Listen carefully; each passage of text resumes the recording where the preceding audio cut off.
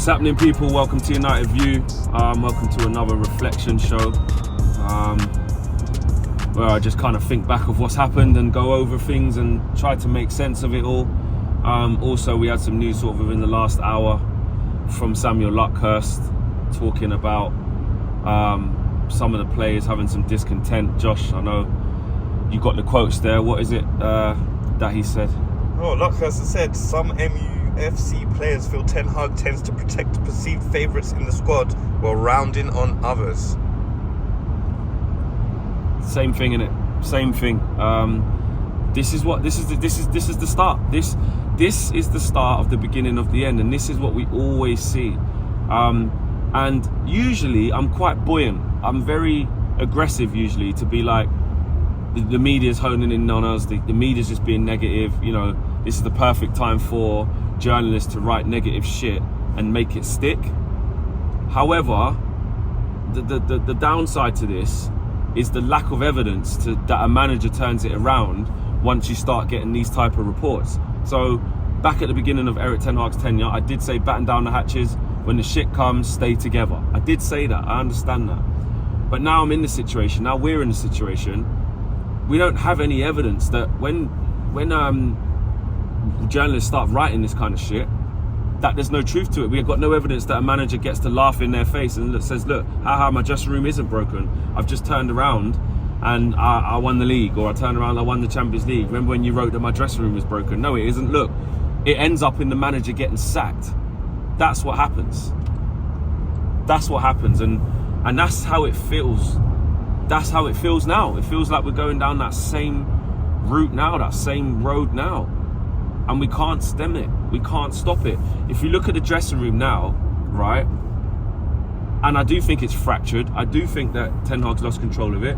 I think there's loads of little sub-clicks in there. I think you've got, and this isn't sources, this is just my opinion, this is just my assumption of looking outside to in. I think you've probably got the young boys there, like, you know, Kobe Mainu, Hannibal, Palestri. Ahmad's not really been part of it. Garnacho, you know, you've got the young Hoyland, maybe. You've got some of the young kids that are looking at it thinking, bloody hell, this is a mess. You know what I mean? We're never going to get a run of games. We're not coming into a nice environment. You know, we're not developing very well because they're stop start, and it's toxic. So you've got the kids who are uninspired and got no one to look up to. I think you've got experienced players, Rafael Varane, Casemiro. You've probably got those two going, listen, from Real Madrid to this. Look, what on earth is this? This is disgusting. The manager don't know what he's doing. This is awful. We played for some of the best managers there's been, but look at this. This is just a disgrace. This is awful. What is this? This is pathetic. You've got them guys. You've probably got some of the English boys there. So you've got Mason Mount, who's new, but he's probably, you know, talking a lot to Luke Shaw, who hasn't been around it that much. And he's probably with Rashford and obviously the situation with Sancho. He's probably looking at it going, fucking hell, this is bad, isn't it? Jesus, yeah. And the players might be saying, oh, listen, yeah, we've seen this before, man. Manager will probably go soon. Do you know what I mean, man? It's shit, but this is what it is. Then you've probably got some of the players like Bruno, you know, Dallo, obviously countryman, might be mixed in a little bit with Martinez as well, you know, saying, oh, this is crap, what is this? Then you've got people like Wan-Bissaka, not really got much of an opinion. Hoyland, not got much of an opinion. Amrabat, new, just wants to do his job. Anthony, obviously, he's probably with the South American players / Brazilian, Argentinian, saying, what is this? Look, basically, what I'm saying is, dressing room clicks, like the Varane situation as well. Something seems like it's gone on there. I wouldn't be surprised to see something come out about that, because he said he's fit against Man City, and then all of a sudden he's ill. Don't buy that for one minute. So I'd watch this space on that. And it's going from bad to worse. Josh, I think there was some more quotes as well, weren't there, from Samuel Luckhurst? What else? What were they saying? It was. He said, dressing room sources say doubts are growing over Ten Hag's management, and there is simmering resentment amongst certain players towards teammates. Some players are also unimpressed with the general direction of the club as its strategic review enters a 12th month. So they had a strategic review that enters its 12th month. So it's been a year now, and basically they're looking at it saying, what are we? And, you know, the word resentment's strong. You know, when you start resenting other players, that's what I mean. It's a broken dressing room. You got one player looking across at his opposite number saying he don't deserve to be playing, or he's been shit in training. So why is he still getting to start? I don't believe in Mitchell van der Gaag. I don't believe in Ten Hag and stuff like that. You got other players who are starting saying, don't have a go at me. Like, when you've come on, you haven't done anything. What have you done? And again, Ten Hag doesn't have the currency. The currency is W's. Currencies is winning. And he hasn't got it. He hasn't got it. And he's looking a very isolated figure, Erik Ten Hag. And I look at the next 6 games and I think only one of them is at home. And I think that's against, don't even know. Is it Luton? I think it's Luton's the only home game in the next 6. And not that we're any better at home, by the way, but I'll be honest, guys, I'm going to be very, very, very honest. I don't see us beating Fulham. I definitely don't see us beating Copenhagen. And that could be it. Do you know what I mean? There are reasons why I don't think Man United will sack Ten Hag, because of the money it costs to get rid of him and not having anyone else available, and we'll just be in the same position. But also, I keep saying that, but the results keep getting worse and worse, and the performances, more importantly, keep getting worse and worse. And I'm like, they're going to be left with no choice. They're literally going to be left with no choice. Do you know what I mean? Like, because if he keeps losing at the rate that he is, and the performances keep being as bad as that, then there's nowhere else to turn. You can't just leave someone in like that, you know? And I agree with people when they say, we sack him, then what do? We'll be in a worse situation. We probably will be. But it's a results business. You can't just ignore that. It is a results business. You know? What I'd really want to happen is, apart from us turning around, obviously, I mean, the best out of a bad situation is you should just stick with this and we can stabilise, keep our head above the pulpit with a couple of wins here or there. Yes, the season's going to peter out and we're going to finish probably 7th or 8th or some shit like that. Something happens with the ownership and then we can get structural change and get Ten Hag going again. That's what I want to happen from this position. Do I believe that's going to happen? No, I think Ten Hag will end up losing his job. I really, really do. I hope I look back on this video in, I can't even say, it's that bad, I can't even say a few months' time. I want to look back on this video in a few months' time and say, remember on, what is it, the 2nd of November, driving back from Manchester, how I felt, and I thought Ten Hag would lose his job in the next couple of games. Wow, look at us now. I'd love to do that. But I've got to say, I want to look back on this video in 3 games' time. In 3 games' time, I want to look back on this video and say, at least we got a few wins. They're starting to maybe turn the corner. 3 or 4 games' time. But I can't see it. I can't see it. Fulham, average team. Bet you they play us off the park. I bet you we make silly mistakes and make it easy for Fulham, and I bet you they get joy against us. I bet you we don't beat them. Copenhagen, their manager already said it. Look at the way that we won that game and the way that we played, right? Their manager already said it. We've got enough to cause them problems at home, I think was his quote. And absolutely right. I can't see us winning that game at Copenhagen, and that means we'll be out of the Champions League if we don't win that game. So then, as well, if you're looking at it from the Glazers standpoint, they might say, what's the point in keeping Ten Hag?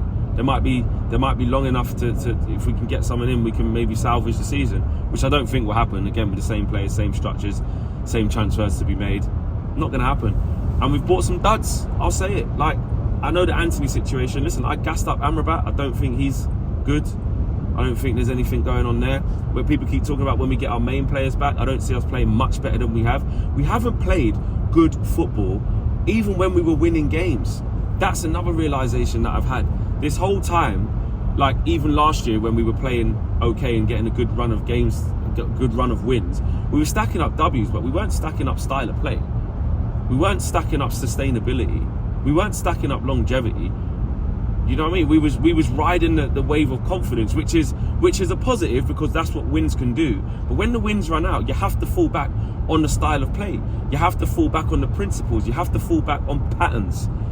Because that's what bails you out. That's when the chips are down and you're playing shit, that's what you stick to, because that will get you out of it. Because it's routine.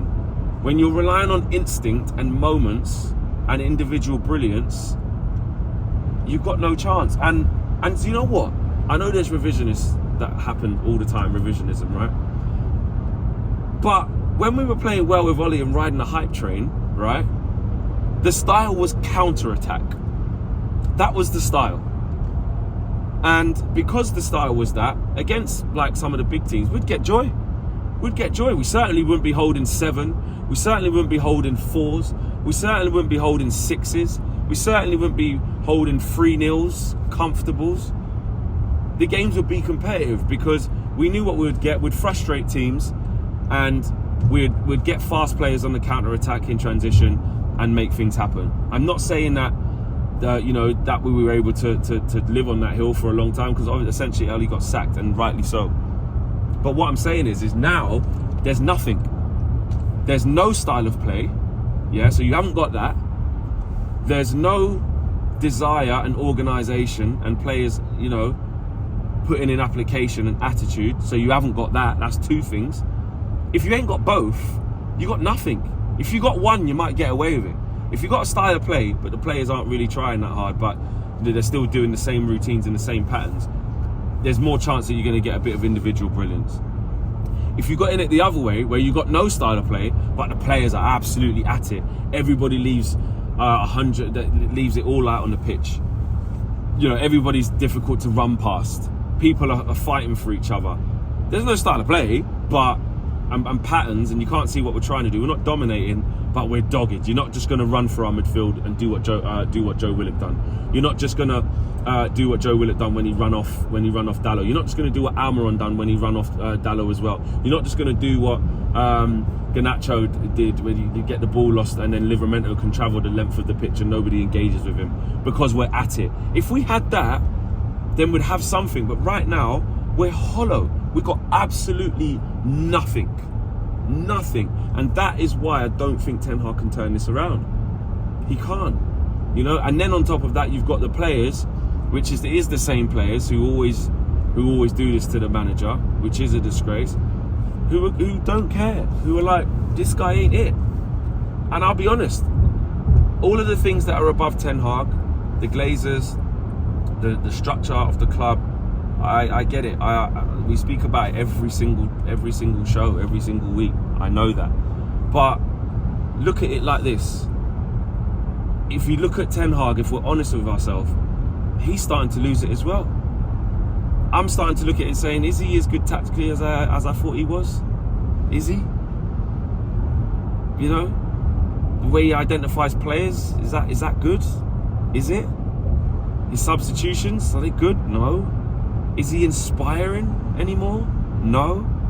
So I am losing belief. I am losing faith in Ten Hag. But we have to hope he can turn it round, because sacking him right now, at this time, as we record this video, we would be in a worse position.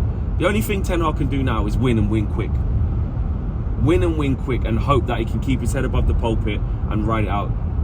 But I don't see it happening. I think this is the beginning of the end.